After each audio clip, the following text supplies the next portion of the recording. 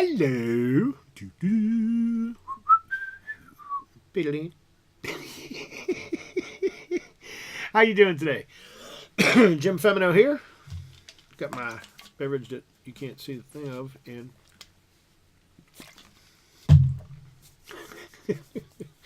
so it's getting windier and it's getting darker and it's getting crazier here in Nashville.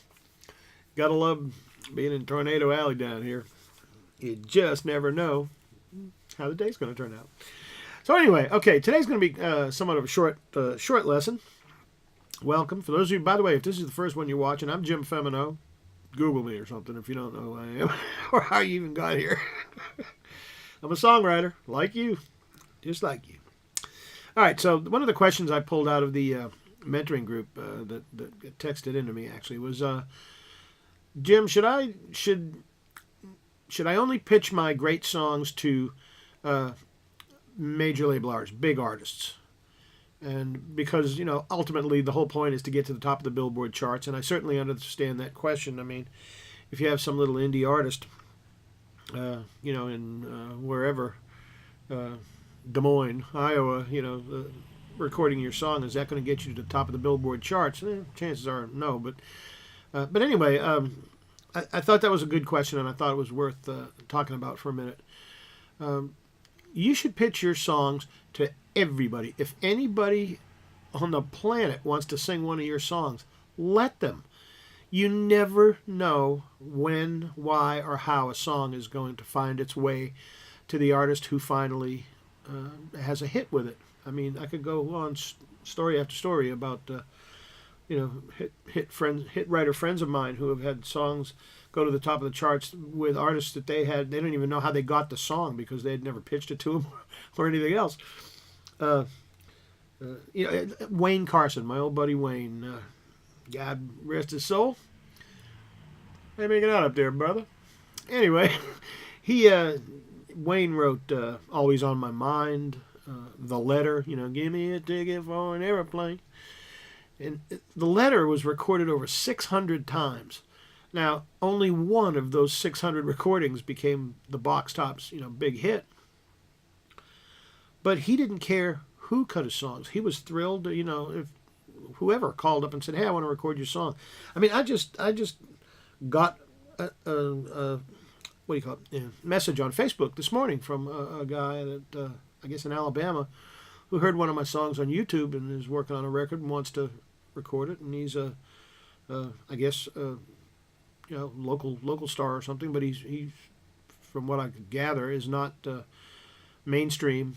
A mainstream artist, and he wants to cut a song of mine called "Would You Dance With Me Again?" And he asked, if he could do that, and I was like, yeah, not only can you, I'm honored that you would, like the song enough to want to record it.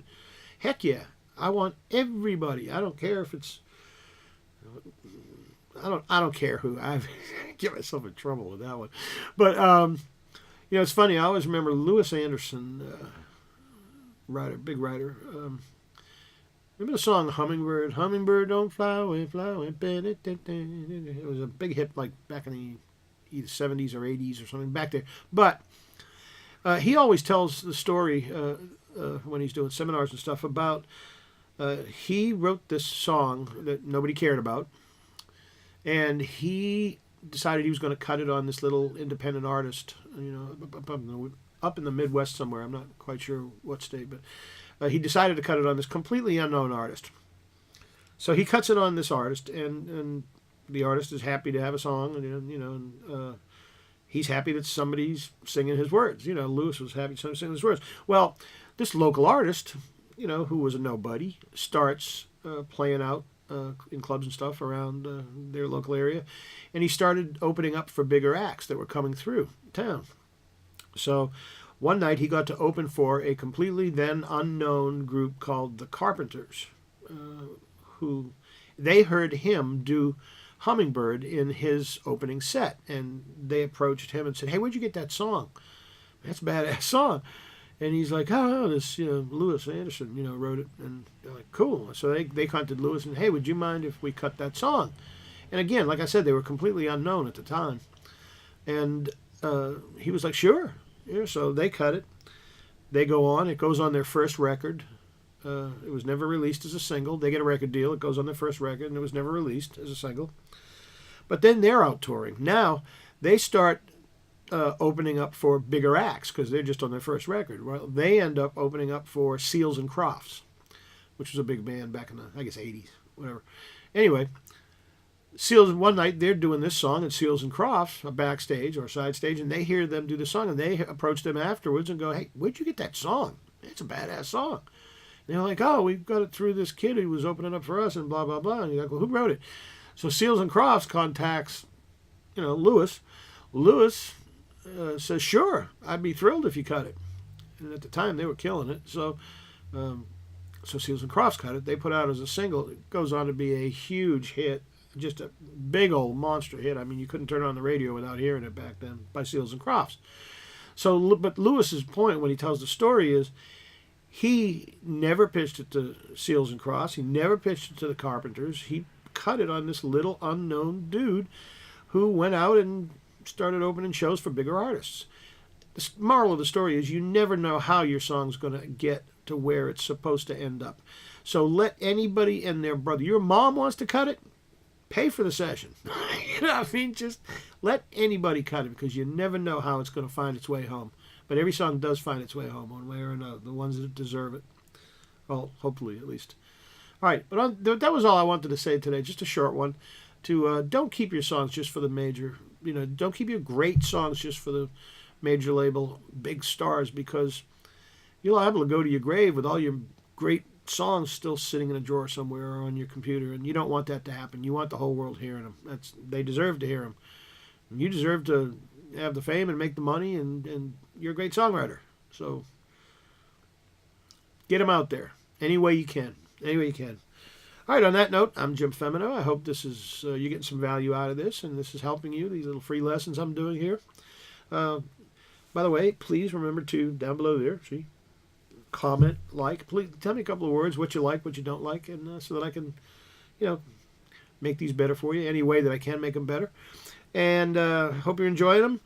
Share, find me on Facebook, facebook.com/SONGSTARTERS, actually, all one word. I'm on Instagram and, Twitter and everywhere else. Just come on in and say hello. Follow me and all that. Also, if you like these, by the way, there's this whole thing my pub company SONGSTARTERS does call. We have a private group on Facebook called the Songwriters Mentoring Group, where we talk about these kinds of things and just songwriting, the business of songwriting from A to Z, all the things that no one will ever tell you, and then it'll take you 25 years like it took me to figure out on your own. But anyway, we have a private group in there, like a membership group and stuff. That's really badass.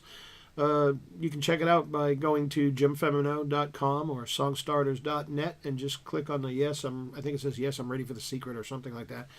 But just find out about the Songwriters Mentoring Group. And if you're serious about your career, I think this is something that could really help you. And we'd love to have you join. We have a lot of fun and we try to get stuff done. Oh, I like that. We have a lot of fun getting stuff done. No. Hey, I'm Jim Femino. I think this is video 8 or whatever of 10. I hope you enjoyed yourself. It's a pleasure, always a pleasure getting to spend some time with you. Thanks for being here, and I will see you tomorrow for the next one. All righty.